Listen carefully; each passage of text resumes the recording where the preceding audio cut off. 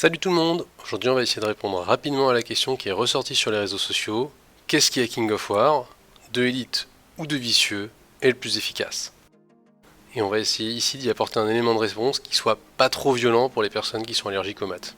Du coup, pour que ce soit pas trop indigeste, on va poser les équations, mais au lieu d'utiliser des x, des y, etc., on va mettre des petites icônes, ça pétouille bien comme on dit à Rouen, et ça va représenter le truc de manière bien visuelle. On commence par la base, tranquille. La quantité de dégâts qu'inflige une unité à King of War, ça va être la quantité d'attaque qui a touché, multipliée par la probabilité de blesser sa cible. Ça paraît bête dit comme ça, mais bon, c'est la base, on attaque doucement, et surtout, ça va resservir plus tard.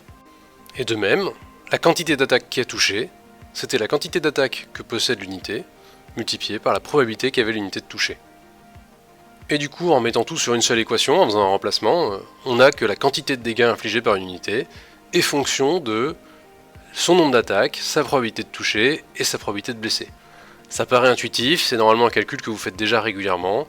Par exemple, moi je joue les vermines, une horde de vermines de choc c'est 30 attaques, ça touche à 4+, donc ça fera 15 touches, et ça va blesser la plupart du temps à 4+, sur de la défense à 5+ de base. Donc ça blesse aussi une fois sur deux, donc de 15 touches je passe à 7,5 dégâts, donc 7-8 dégâts. C'est quelque chose qu'on fait souvent quand on joue, ça paraît intuitif, c'est bien. Et maintenant qu'on a posé ces bases, on va pouvoir attaquer le cœur du problème. Qu'est-ce qui de élite ou de vicieux est le plus rentable? Si je reprends l'exemple de mes vermines de choc, j'ai 30 attaques, j'aurais tendance à me dire que, en payant élite sur elle pour pouvoir relancer les jets pour toucher plutôt que les jets pour blesser, je vais payer pour un bonus qui va me permettre de relancer plus de jets, et donc je vais mieux investir mes points. C'est pareil, c'est un raisonnement intuitif, ça paraît logique, et pourtant, comme souvent en probabilité, ce qui paraît intuitif n'est pourtant pas si évident. Du coup, je vous propose de vous intéresser à la quantité de dégâts infligés par une unité qui aurait le même nombre d'attaques, la même probabilité de toucher et la même probabilité de blesser, mais qui serait élite. Pour représenter la quantité de dégâts que cette unité infligerait, je vous propose l'équation suivante. Ce que cette équation dit, c'est que la quantité de dégâts qu'une unité élite va infliger, ça va être le nombre d'attaques que j'ai, multiplié par la probabilité de toucher et la probabilité de blesser, et puis ensuite je vais reprendre tous les 1 que j'ai fait sur le premier jeté, donc 1/6 de la quantité d'attaque, et qu'ensuite je vais rejeter ces dés et pour toucher et pour blesser. Bon, on observe par contre dans cette équation qu'il y a de la répétition, et notamment on retrouve quantité d'attaque multipliée par la probabilité de toucher multipliée par la probabilité de blesser. Ça on a vu plus tôt que c'était en fait la quantité de dégâts qu'infligerait une unité étant donné un nombre d'attaques, une probabilité de toucher, une probabilité de blesser. Donc en fait on peut simplifier l'expression. Donc on va faire ça, et là on observe que la quantité de dégâts qu'inflige une unité avec la règle élite, c'est la quantité de dégâts qu'aurait infligé cette unité sans la règle élite, plus 1/6 de fois la quantité qu'aurait infligé cette unité sans la règle élite.